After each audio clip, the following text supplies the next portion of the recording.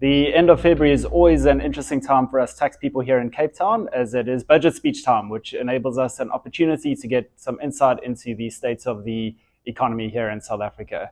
So what is the economy doing at the moment? Well, it's growing, but very slowly, with GDP at 0.6% and inflation at 6%. This has meant that we are in a budget deficit position for the current fiscal year of 347 billion rand. So how do we fund that deficit? Well, simply by borrowing more. And with our borrowing increasing, obviously our interest costs increase as well. So with interest now forming the third largest allocation of the budget and soon to be the second largest allocation of the budget, it's sitting at 356 billion rand, meaning that the South African government is paying interest at just less than R1 billion a day to fund our deficit. There is a plan to help with this somewhat. There's 150 billion rand allocation from the reserve-backed foreign reserves, which will be coming in this next fiscal year.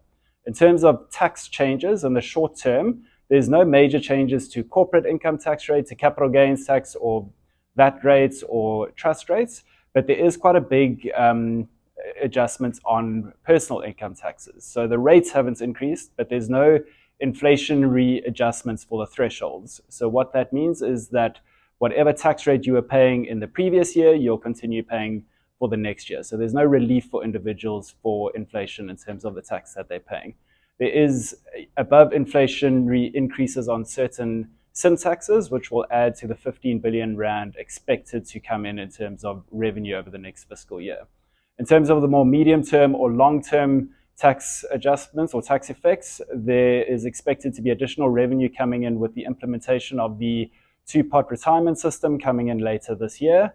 And there will be the implementation of a global minimum tax rate on multinational enterprises of 15%. This is in line with global recommendations in terms of a global minimum tax rate. And we'll wait for the tax law amendments to see exactly how that is implemented. So from a tax perspective, the message is very much the same this year as it has been in the last few years, which is that there's no major increases, but there is an effort to broaden the tax base. And the focus, once again, is on compliance and administration. So for taxpayers, we really encourage you, as always, to make sure that your returns are in and declared appropriately and that you remain compliant and fulfill all your obligations to SARS.